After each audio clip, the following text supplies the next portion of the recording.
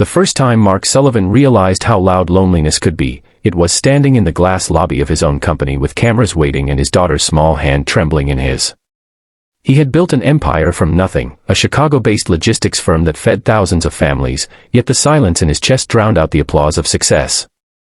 On that morning, he needed a date for a charity gala, a harmless corporate requirement, but the weight of it felt heavier than any boardroom decision. And somewhere between the polished marble floor and the echo of his footsteps, a quiet question crept in that he had never dared to ask before. If this were you, standing here with a child who depended on you for everything, would you choose comfort, or would you risk your heart again? Mark had not planned on becoming a single father. Life had torn that choice from him 5 years earlier when his wife, Rachel, passed after a short, merciless illness. Their daughter, Sophie, was only 4 then, too young to understand why her mother stopped coming home, too young to know why her father cried behind locked doors. Mark buried himself in work, telling himself that providing stability was love, that financial security could somehow replace warmth. The house stayed clean, the fridge stayed full, and Sophie grew taller, quieter, and observant in ways that frightened him. Children saw what adults pretended not to feel. By the time Sophie turned 9, Mark's world was efficient but hollow. His days started before sunrise and ended long after bedtime. The nannies rotated, kind but temporary, never staying long enough to matter. At school events, Sophie sat alone in folding chairs while other children leaned into mothers who smelled like perfume and comfort.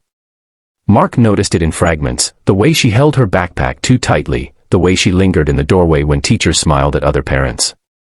It made him wonder, painfully, whether love was something you could postpone, whether waiting too long meant missing it altogether. The gala invitation arrived like a test he could not fail.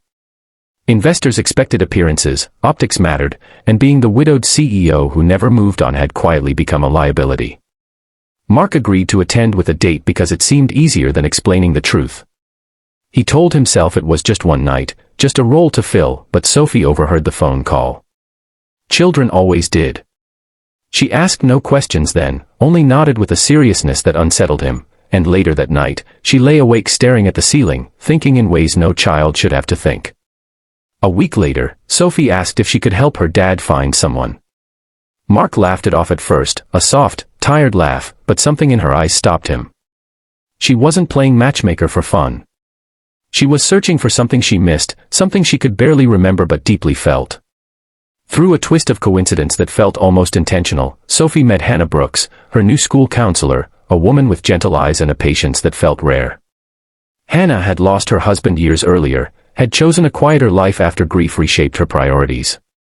She listened more than she spoke, and when Sophie talked about her dad, about the house that felt too big and the dinners that felt too quiet, Hannah listened with her whole heart. Mark noticed changes before he understood their cause. Sophie laughed more, slept better, stopped clutching her backpack like armor. She spoke of Hannah often, casually at first, then with a warmth that both comforted and frightened him. The idea that someone else could reach his daughter in ways he could not felt like both a relief and a failure. When he finally met Hannah during a school meeting, he felt something stir that he thought grief had permanently silenced. Not romance, not yet, but recognition. 2 broken adults standing carefully on the same emotional ground. The gala came and went without fireworks, without headlines, without the date he thought he needed. Mark canceled at the last minute, realizing that pretending felt heavier than being alone. In the weeks that followed, life shifted slowly, almost imperceptibly. Hannah began visiting their home under harmless pretenses, helping Sophie with homework, staying for dinner. The house changed with her presence, not through grand gestures but through warmth returning to forgotten corners. Mark watched Sophie lean into Hannah during movie nights, watched how Hannah listened without judgment, how she stayed. What frightened Mark most was not the possibility of loving again, but the risk of losing it. Grief taught him that happiness could be temporary, that building something beautiful did not guarantee it would last.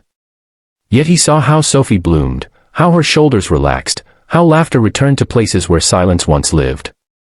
And he realized that protecting his heart had cost his daughter more than he ever intended. If you were him, standing on the edge of something fragile and real, would you step back to avoid pain, or forward to give your child the family she deserved? Time did what time always does when given patience. It softened fear. It stitched wounds that never fully healed but stopped bleeding. Hannah did not replace Rachel, and no one ever could, but she became something else entirely, a steady presence, a safe place, a reminder that love did not erase loss but grew alongside it. Mark stopped measuring his worth by success and started measuring it by moments, by quiet breakfasts, shared glances, and Sophie's laughter echoing through rooms that once felt empty. On a quiet Sunday afternoon, years later, Mark watched his daughter braid Hannah's hair on the porch, sunlight catching in the strands, and understood what Sophie had known all along. He had searched for a date to satisfy a world that demanded appearances, but his daughter had been searching for a mother to heal a wound no business achievement could touch. Life had not given him what he wanted, but something far greater than he deserved. Before the story ends, take a moment and tell us in the comments what part of this journey touched your heart the most. If this story stirred something deep inside you, reminded you of love, loss, or second chances, please like, share, comment, and subscribe so more hearts can feel what you just felt.